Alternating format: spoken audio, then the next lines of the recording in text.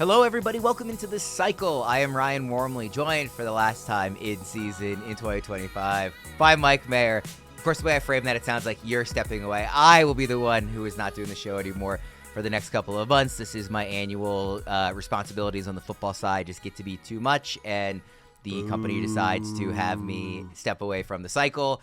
It is not something I fight, but it's not necessarily my choice either. Don't come strictly yell at me. But it does kind of make sense all around with everything we have going on in August for draft season. So just right off the bat, admitting it that, Maher isn't pushing me away. This isn't because we hate each other. This is because I have to go do a lot of football work over the next couple of months. But you are in good hands. The cycle is continuing. Maher will be here and hosting, which I know everybody loves. Kelly Kirby will be joining him for most of those shows, I would imagine. If she's not available here and there, maybe some other guests. But it'll largely be Maher and Kelly going forward. So Maher, go ahead and celebrate that I'm stepping away. I know you're really excited about it. Yeah, I wish I had the ability to add drops in real time and just hit a button and bring in that boo this man meme, boo this man, boo. They're saying boo earns. Boo earns. Oh, Simpsons reference. For I you. know. Look at this. I that was just for you, for our last show of the year. Wow, what a treat.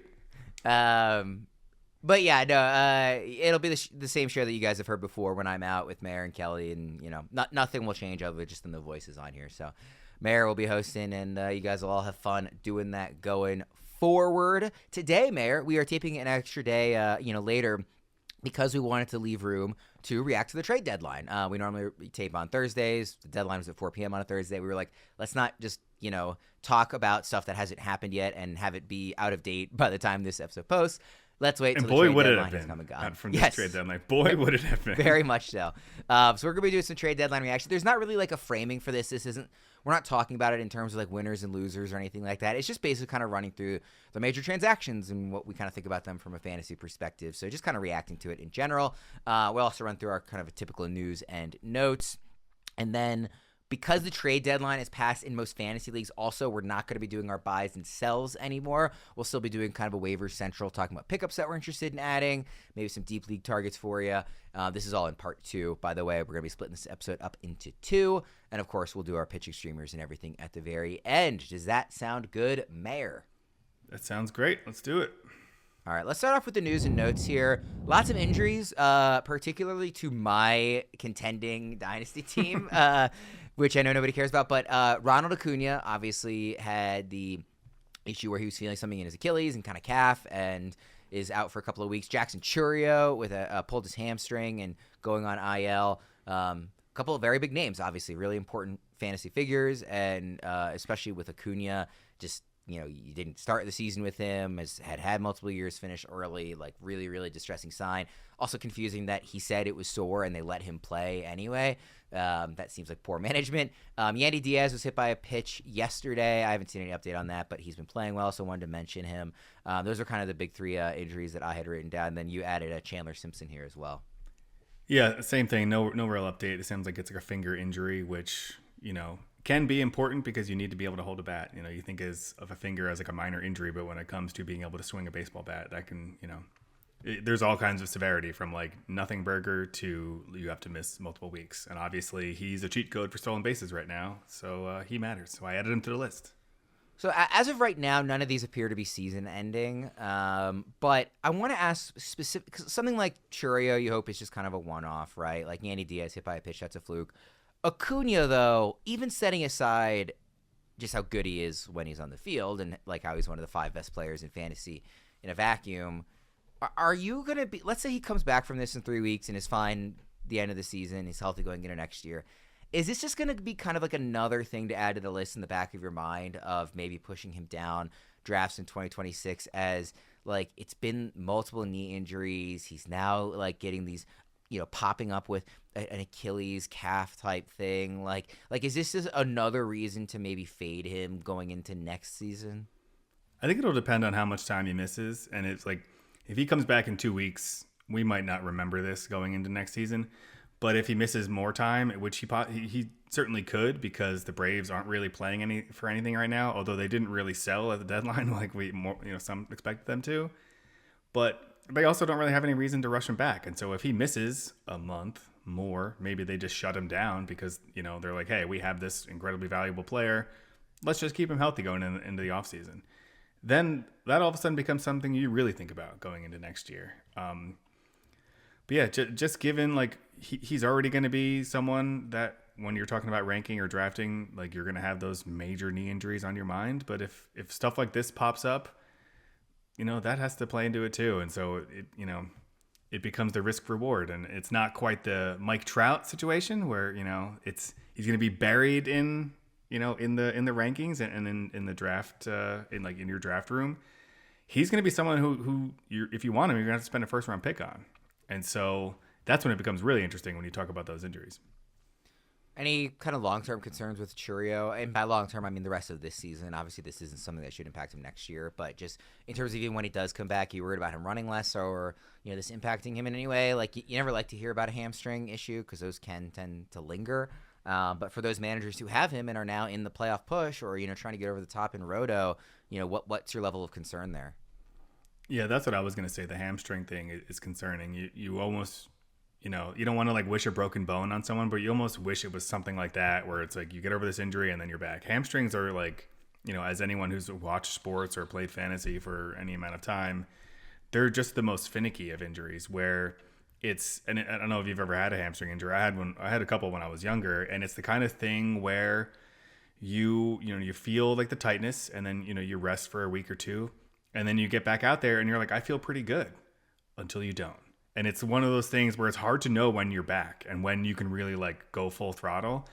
And it's the other thing. It's not just hard. It's like impossible to know. Like you even if you have the best medical attention and, the getting MRIs and the best doctors, like they can't really say you are 100% cleared. This is no longer a greater chance of re-injury than it would have been if you had never done this. Like you just kind of have to test it. Yeah, and the other issue there is we've seen with someone like this is NFL related, but we've seen with like Christian Watson is it's the kind of injury where you start favoring it and you start, it can lead to other injuries because, you're kind of like unconsciously, subconsciously, not unconsciously, you have to be awake to use your hamstring, but subconsciously, favoring it in a certain way that like, you injure your other hamstring. Like a lot of players who hurt a hamstring end up hurting the other one because of compensation. Yeah, so definitely concerning. All those names this time of year, never fun to see injuries, but kind of a difficult week in that respective, especially for some of us who have three of these guys on their roster. All right, let's go to our trade deadline reaction here. Basically, just wrote down a bunch of the trades that happened, and like I said, we're going to kind of react to these. We don't have to spend a ton of time on all of them because some of them are not as relevant. And there was basically no order to how I put this down. It was just kind of as I remembered them happening and wrote them down. And you added some as well at the end. Of course, the first ones I wrote down were the Orioles ones. They were sellers, as they should have been. I fully supported it. The biggest trade they made was Ryan O'Hearn and Ramon Laureano going to the Padres. Good move by the Padres, who are going all in. We will be getting back to them with probably the most headlining trade of the entire deadline coming up later. But yeah, for these Orioles ones, they got a lot of depth back. They got, I believe it was the Padres' like fourth prospect in their system. They're sixth. They're like 13th. They're 20 something. Then a couple guys that are outside their top 30. That's according to MLB Pipeline. So a lot of names coming back for this. Clearly, those names aren't going to really impact fantasy for the foreseeable future. They're not like mega dynasty stashes or anything. But from the Major League side of things, O'Hearn was an all-star this year, an all-star starter, has been very good in all-star. Baltimore. He was an all-star. He was voted in by the fans like everybody else. And Ramon Laureano is having a career year at the plate. He's been awesome, in somewhat limited playing time, but like he's been really good this year. I don't know what kind of playing time these guys are going to get in San Diego, but they have both been good players that if they are getting an opportunity, I think will be very valuable in this lineup. Yeah, I think just kind of like, not like really looking at like winners and losers, but kind of like fantasy value. I think it's probably a downgrade for both of them. Just, it's a less favorable ballpark. And by the way, you can't see it because of my giant microphone, but I'm wearing my In Preller We Trust RotoWear shirt that I've had for a while. I'm not a Padres fan, but I do appreciate a guy who goes all in, unlike the GMs of some other teams in Boston. But I think for O'Hearn especially, I think he's more likely to platoon in San Diego. Even just looking at like roster resource, they have him, pegged as a left-handed platoon. Ramon Laureano they have pegged as an everyday player, but I think he could lose some time there too. But I think it seems like he's more likely to play every day than O'Hearn, and that becomes an issue in weekly leagues when you have to look at like righty lefty splits and how often this guy's going to be in your lineup. You were kind of likely already doing that with O'Hearn, but I think, and you can correct me if I'm wrong, I think he was platooning less later, in this season. Is that right? Yeah. Basically, once Hyde was gone, they did away, not all of it, but they did away with a lot of some of the more frustrating platooning situations. And he's probably back to that now. Yeah. Laureano's glove is strong enough that you would think that would keep him in the lineup more often than not. He's such a cannon for an arm. He's been a great fielder. I could see him losing some time to Gavin Sheets, who is going to be like pretty much replaced by O'Hearn, kind of a situation. Well, the other Oriole on the move was Cedric Mullins to the Mets. Mullins has not had a batting average on the level of his great 2021 season, but he's been a consistent power speed threat, really for several years in a row now. I think he's coming up on like 5 straight seasons of at least 15 homers and 15 steals. With a bit more upside beyond that, of course, especially in the steals category. Excellent defender. The metrics don't love Mullins. I watch him every day, obviously. I do not get it. Like, he is constantly making great plays that it blows my mind he doesn't get more love defensively. It's one of the examples where I like really struggle to understand the metrics behind it, because he's an excellent defensive center fielder in my opinion. But he goes to the Mets. Is this somebody that you would also see as a downgrade, or is this one you're more willing to call an upgrade for him? Because he's somebody that I think is worth investing in fantasy as like a kind of a depth outfielder piece.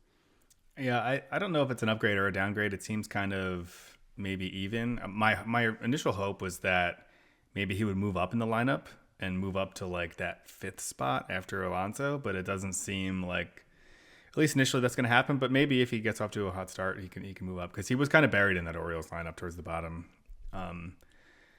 But I don't think it's like much better or worse, but it should be in a better lineup. I want to see if he has any home away splits. Is he a guy who like crushes at Camden Yards? Mullins? Yeah. I don't know. I mean, I don't know the numbers off the top of my head. Any answer I give that would be anecdotal. At least this season, I'm not looking at career, but it's just 2025. He's batting 190 away and batting 267 at home. So 190 with 5 home runs away and 267 with 10 home runs at home. I was gonna say the power I feel like is Camden Yards, like that, because it's the short portion, right? It's the big scoreboard, so he'll hit it off there, but he will line balls over that scoreboard a lot. At average, I couldn't have told you. Beyond just trying to remember anecdotally, but yeah, it's worth noting, honestly. So yeah, those are the Orioles moves. There's a bunch to get through, so we'll go, I guess, a little quicker on all of them. We can't really take 10 minutes on each of these guys because it was a busy deadline, as you mentioned. You don't want to do 10 minutes on Adrian Hauser? I do not. Well, you skipped one of them here. Carlos Correa back to Houston. Obviously somebody who has been a star in the past, who very rightfully wanted out of Minnesota, given what the Twins are doing right now. Clearly has not been the same guy as he was at his peak. Does this kind of pique your interest at all, Correa, back where he started? I think in deeper leagues, and I think for a couple of reasons. One, I assume he's going to be better going, back to Houston, where it kind of all, kind of broke out for him. And the other thing that we've been talking about all year is it sounds like he's going to play third base. And where any kind of like deeper league where you need a third baseman or a corner infielder, I could have some interest. It's probably going to have to be deeper leagues for me. I think a standard 12-team roto, I don't think there's enough upside there, going, at least talking in terms of like power speed. Like, he's not going to steal bases. He hasn't stolen a base since 2019, which I thought was kind of surprising because he's not that slow, is he? And the power, we haven't really seen that in recent years either. As recently as 2022, he hit 22 home runs. Last year, he missed some time. He had 14 home runs. 2023, he had 18 home runs. This year, he has 7 home runs in 9 games. He was good last year with a good, solid batting average, and he's batting 267 with a 282 expected average right now. So I could see a decent uptick in batting average and overall production going to a better team with what should be a better lineup. But I don't know if the ceiling's high enough for me there. But he is one of those fun stories where you can kind of see maybe the lights come back on, going to a situation like this. And maybe they bring the garbage cans back out, which would really help. I think the best point is like the third base side of it, because that's been such a tough position this year that is actually intriguing. I hadn't really considered that angle, but that's a good point by you. Not eligible now, but he's expected to start at third base for them. So X amount of games for your league, he'll be eligible at third base. I think definitely. What's his roster percentage right now, actually? I should have pulled that up. That's poor hosting by me. Clearly, I'm already in football mode. That's okay. Luckily, we work for FantasyPros. Go to FantasyPros.com, click on his name. Yahoo, 27%, ESPN, 36%. So he's pretty widely available. I guess that's roughly what I maybe a little lower than I expected, just given the name, but it's roughly what I expected. I would pick him up if you have the room. I wouldn't drop anybody, important, but if you have kind of an open spot or, a depth piece that you've just been kind of waiting to drop when the right opportunity came up, I would give that a try. Just on the chance there's a bounce back. You mentioned Adrian Hauser. He and Griffin Jacks are both going to the Rays, not in the same deal, but just two names that are going to Tampa. Hauser has been surprisingly really good. I mean, some of the underlying stuff suggesting maybe there's a drop off headed our way, but I don't think anybody would have expected the production that we've seen so far from Hauser this season. And obviously Griffin Jacks, a quality, stuff type of arm as well. So what do you think about both these moves to the Rays? I'm going to look up Hauser for a second. I feel like his velocity's been up this year, which could explain part of the reason. But I also it just kind of feels like the Rays buying low.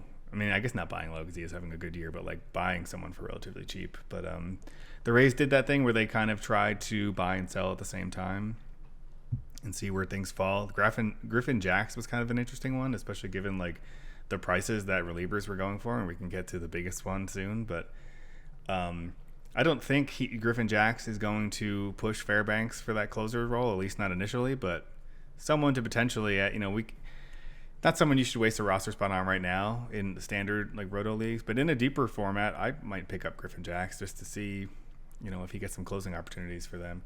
Velocity, yeah. So his sinker, I guess, is he leads with his sinker, but his sinker is up almost 2 full miles an hour, and same for his fastball, 1.5 miles.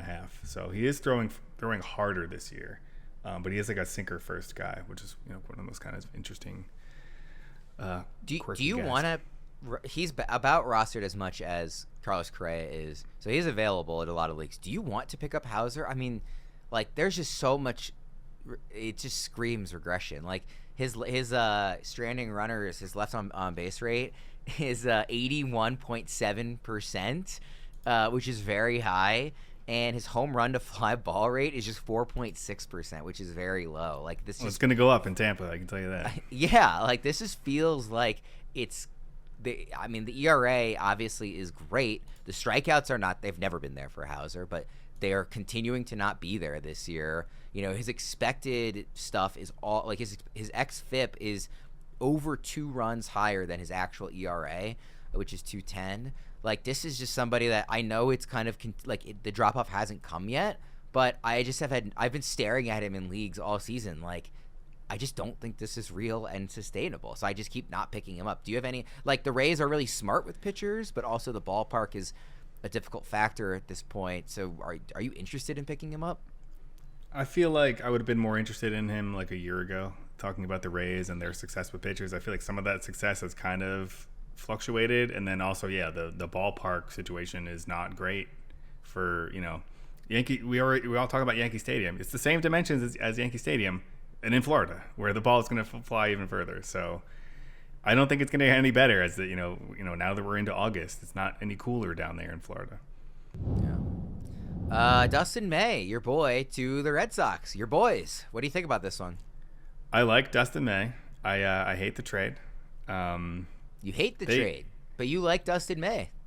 I like the trade, but it's 2 months of Dustin May. He's not under contract past this year, which I saw a lot of jokes on on social media where people were saying, maybe Greg Breslow at the Red Sox is just like the rest of us, and they just assume that Dustin May had another year of team control. But shocker, he doesn't. And they traded the prospect they got in the Devers deal for him, which makes no sense. And I know the Devers deal was really just a salary dump and getting him out of the clubhouse, but I mean, you got a good decent prospect for him. He wasn't doing well this year, but to flip him for 2 months of Dustin May is wild, especially when there were like rumors at the end of the deadline that the Red Sox were in on Jhoan and they were close. And then there was even like one, I don't know if you saw this on social, there was like one, I think it was John Morosi put out like a tweet saying that the Red Sox were making a late push for Jhoan, and Fox Sports MLB just went with the Red Sox are acquiring Jhoan. And then I think Yahoo also copied them and said the Red Sox are acquiring Jhoan with like the graphic posts, and not true. And so they had to pull those back. But it was a wild 30 seconds where we thought Jhoan was going to the Red Sox, but he did not. We got Dustin May. Do you feel like May will have more of an opportunity, like maybe a longer leash in Boston? I feel like I was often worried about him just like not getting enough starts or not getting enough innings in his starts with Los Angeles. Do you think he'll get more of an opportunity in Boston? Do you think he will earn more of an opportunity in Boston? He has to pitch well for it to matter. I think he'll get more of an opportunity just because, at least a short-term opportunity. The Dodgers pretty much already said he was moving to the bullpen. Yeah. And, even, they have a ton of injuries, but with the pitchers they have coming back, he was going to be the odd man out there. That's why it's even more wilder that the Red Sox gave up a top 5 prospect on their system for him for 2 months. But I do like Dustin May, and I think, I'm intrigued to see what the Red Sox can do with him. The Red Sox pitching program has had mixed results. Last year was really exciting because Tanner Houck was breaking out and Cutter Crawford was looking really good. And now some of those, maybe we're just smoke and mirrors. Like Tanner Houck fell apart. Nick Pivetta left the Red Sox and is having his best year ever. Brian Bale looks really good. Lucas Giolito looks, resurgent. Walker Buehler, not so much. Garrett Crochet obviously is really good, but that's probably on his own. Not really anything the Red Sox are doing with him. But maybe, just that Red Sox pitching program, maybe they can unlock something. Because I do like Dustin May. He has some very interesting stuff. I like him as a pitcher. But weird trade, weird value. He will be a starter, so you can take a flyer on him. we don't need to look up what his roster percentage is, but yeah, you have him in our Fantrax league, right? Yep. Already. I have him in a couple leagues. Yeah. I have the opportunity to keep him for $1 in one league, but TBD if I will. Eugenio Suarez to the Mariners. Fun story. They were like holding up the plane for him, and he kind of got on at the last second. He was giving everybody hugs and everything. Obviously, has been on like a real heater, at least earlier in the summer. I believe it was. I might be misremembering the stat now because I didn't write it down, but I think I saw a stat that this is the most home runs a player has had like at the point of being traded in season before, or at least in a long time. I can't remember the specific stat, but it's something along those lines. So obviously having a great year. The Mariners have needed hitting for as long as we can remember. He's been there before. What do you think about this fit? I think, he's going back to where he had some previous success. So a lot of times with the Mariners in that ballpark, you worry about, can they perform? It's a place where hitters tend to have trouble seeing the ball for whatever reason, or just have, worse home performances there. He already did it for 2 seasons, so we've already seen him do it there. So there's less of that concern. And as long as the power keeps up, we don't really have to worry about his batting average because that's not really what you wanted him for to begin with. It has been better the last couple seasons. He's a guy who's hovered around 200 in his career over the last, couple seasons. He's been around 250, which is fantastic. If you can get those power numbers with an average that isn't going to kill you. So hopefully you see more of that and not, more of those averages around like 210. Rest of season, you would say he's third base what for you in your rankings? Let's see. I have my rankings up right here. I probably have to move him up because he was out of the top 10, but he probably needs to be close to the top 10. Like he's over these guys. Would you put him over Jordan Westbrook? Yes. Yeah. Even in Seattle, I would. Yeah. And then Matt Chapman, I assume you would put him over. Yeah. What about Jazz? That feels like a good back-to-back. Mm-hmm. Guys, and in front of Jazz, I have Caballero, Austin Riley. I might have to drop down because he's not having a good year. Yeah, I think you could justify dropping Riley. But like Suarez is clearly like I'd rather have Caballero than him. So like it feels like that Jazz spot is a good shelf of, above or below, but not any further. All right. Then I have him right around 9 right now, maybe 8 or 9. Okay. A couple relievers on the move to the Yankees, Camilo Doval and David Bednar. Obviously, Devin Williams is still there. He did blow a save, the other day, but He has been pitching much better than he was in April and early May. The Yankees have said he is still the closer because he has had some issues this season. It's fair to wonder if that will last, if those issues kind of crop back up. Do you kind of just want to stay away from this bullpen? I mean, I think if you have Devin Williams, you're still starting him until they announce that he's no longer in that spot. But it feels like there's not really much actionable with Doval and Bednar. There might be something actionable on the other side of those bullpens that they are now vacating and kind of leaving this, particularly in San Francisco. Are you kind of seeing things the same way I am in that regard, where there's not much on the Yankees side, but maybe take advantage on the other sides? Yeah, I think so. It seems like Devin Williams is the guy for now, but that leash just got real short. He's already lost the job at periods this year. And I was listening to the CBS guys this morning, and they brought up something I didn't realize. They actually mentioned that Devin Williams is not under contract next year, which I did not know. I just assumed they had another year of control there for Devin Williams. But, if he starts performing poorly again, like, they have no reason to hold on. And, it's not like they're worried about, like, hurt feelings going into next year. Like, if he kind of implodes again, like, they can just, move to Bednar or Doval. And, there's a reason they acquired those guys. Obviously, they needed more bullpen help, but it's fitting that they went out and specifically acquired guys with closing experience. And so, yeah, interesting situation over there. But yeah, I don't think it's someone I'm targeting. I think you said it right. If you have Devin Williams, you just keep running him out there until the wheels fall off. But then on the other side, there's more vacated saves on where those pitchers are coming from. Yeah, I will say I already, and I think we're going to talk about this guy in part 2, so keep an eye out for that. I already, in our league that I mentioned earlier that I'm trying to contend in, picked up Randy Rodríguez for the Giants because he's been awesome this. He actually had a bad outing his last time out, but by and large, he has been pretty awesome this season. 62 strikeouts in 45 innings, 1.20 ERA, 0.84 WHIP. 62 strikeouts compared to just 9 walks this year. So he's somebody that I was already really kind of interested in. And now that Doval has, kind of vacated this opportunity for saves, he's somebody that I would be trying to get pretty aggressively, truthfully. All right. Next up, Merrill Kelly to the Rangers. Any thoughts on this one? Solid pitcher having a solid year. I don't know that it does a whole ton to his value. I guess, getting out of Arizona where they're not having a great year, but the Rangers aren't really setting the world on fire either. But, I think he's a perfectly cromulent pitcher who will continue to be so. All right. How about Mike Yastrzemski to the Royals? I don't know that I have a ton of interest in Mike Yastrzemski. I was going to say, I just wrote it down because I saw it and I was like, is it even worth talking about? I don't know. Is that your stance too?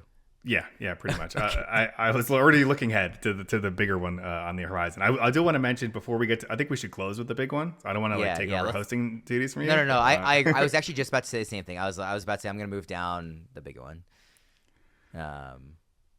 But I think this next one is interesting. Jose Caballero to the Yankees, just because he was a really solid source of stolen bases for you in certain leagues if you were starting him, and it sounds like he might not have an everyday role with the Yankees, so that could just be value plummeting.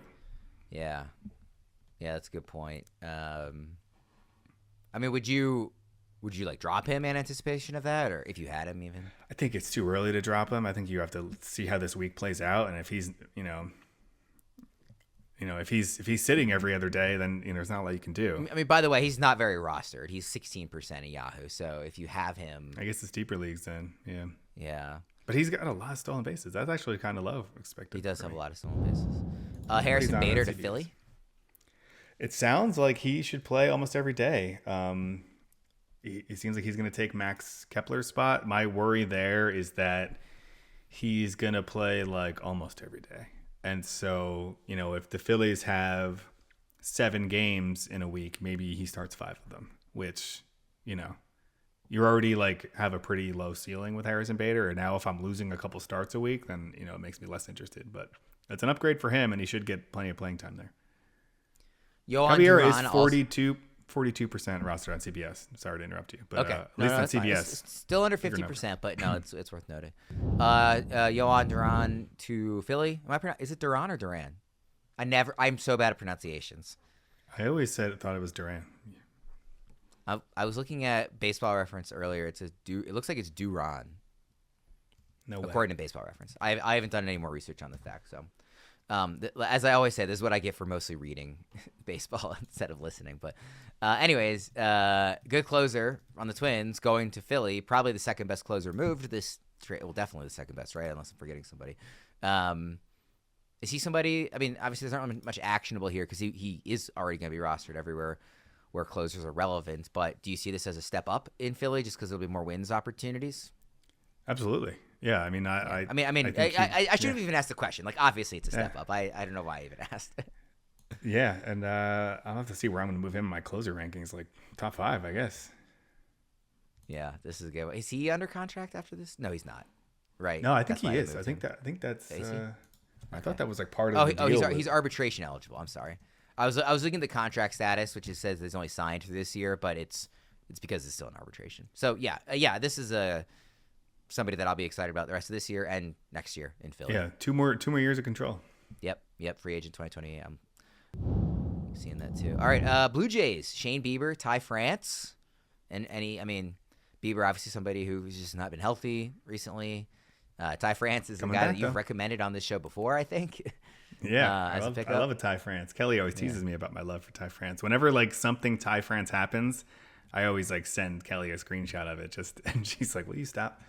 I wonder. I don't think he's gonna play every day though, so not probably a lot actionable there, at least on the Ty France side. Shane Bieber is really interesting. Like he's on the verge of returning from Tommy John surgery and looks pretty decent. And yeah, roster resource doesn't even they have him as a righty platoon, so he's probably going to platoon with like, I don't even know, someone who isn't going to play. I forget who it was, but I saw somebody joked that the Blue Jays made this trade so they can just sell a bunch of like Blue Jays jerseys that say Bieber on the back because Justin Bieber's Canadian, and we'll get a lot of sales from that. So shouts. Maybe they'll sell a bunch of France jerseys to French Canadians. Ooh, that's a good point. Actually, both France and Bieber kind of apply to that. That's a great point. Yeah.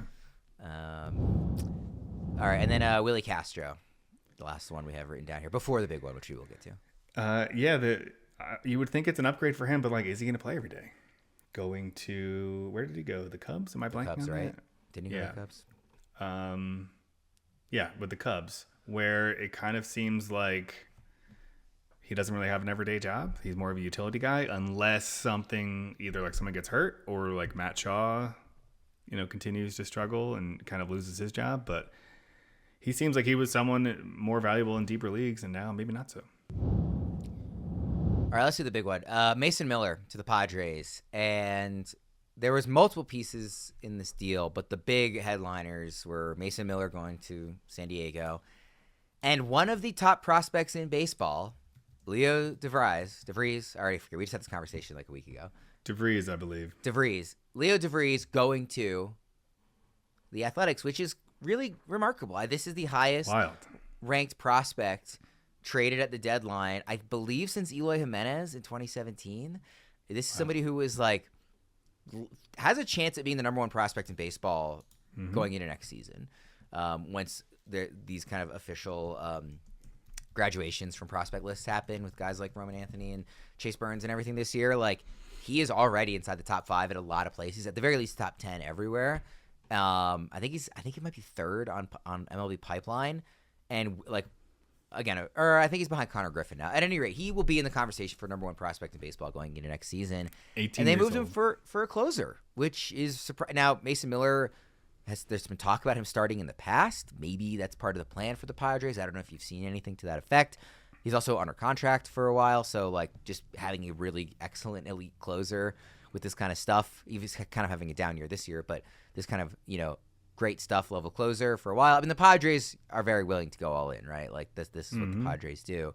But really wild. I did not expect to see DeVries moved. Like just flat out, very very shocking.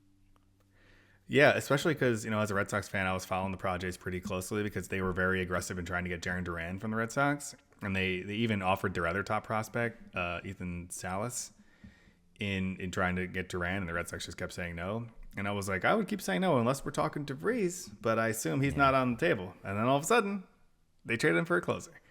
I think I have not seen anything about him potentially starting, but I do think the only way you make this trade, this long-term outlook trade, is if maybe down the line you see Mason Miller as an ace starter for you, which I mean, it has to be. You can't trade one of the top prospects in baseball for a closer. Like I just don't get it. It's wild. But as they say, flags fly forever, and no prospect is a sure thing. He's a very young prospect. He's 18 years old. He's in high A right now. He looks very good, but also like no prospect is a sure thing. And so, it's like the mystery box thing, it's like Leo DeVries is awesome, but he could be Mason Miller, or Mason Miller is already Mason Miller. And so where do you have Mason Miller amongst closers the rest of the season? Let's see. I have him ranked pretty aggressively, I think. I had him number 1, which is not true anymore. But he's top 5 for sure. Number 1 might be Duran now, which I looked up, and apparently you are saying that correctly. Duran. Okay, I finally got one right. Jhoan Duran. What about DeVries from the dynasty perspective? We obviously talked to George Bissell last week about some dynasty updates. Do you, when thinking about prospects that you are, trying to hold on to in Dynasty and Stash, a guy this far away, do you care all that much when they move? Or is it still just like the talent is the talent and you'll evaluate the major league situation when he gets there? Because like the A's do have some hitters now. This ballpark is not going to be permanent for them. So I don't really know what the Vegas ballpark is going to look like. There's some more uncertainty than there was in San Diego, but right now, it's a better ballpark than his home park would have been with the Padres. But again, he's probably 2 years away. So does this move the needle for you in terms of how interested you would be in a dynasty format for DeVries, or is it like you just don't care when he's this far away? I feel like I don't care as much. Obviously, you want him to go to a place that has a track record of producing and promoting these prospects, but the A's have, like you said, they have a bunch of young hitters coming through now, and so maybe they're doing a better job of it. They've done it, better in the past, and I feel a lot better now that they're out of the Oakland Coliseum. I wouldn't feel great if he was walking into that as a 20-year-old. But like you said, they're in a very good offensive ballpark right now, and potentially a good ballpark in Vegas, but we don't know what that ballpark's going to look like. Yeah, we'll have to wait and see on that. All right, we'll go ahead and wrap up rounding the bases there. That was part 1 of the cycle this week. Be sure to keep an eye out for part 2, whether you're on YouTube or on audio, where we talk about some waivers pickups and some pitching streamers and our 2-star pitcher competition. For Mayor, I'm Ryan Wormeli. Thanks for tuning in to part 1. We'll see you next time.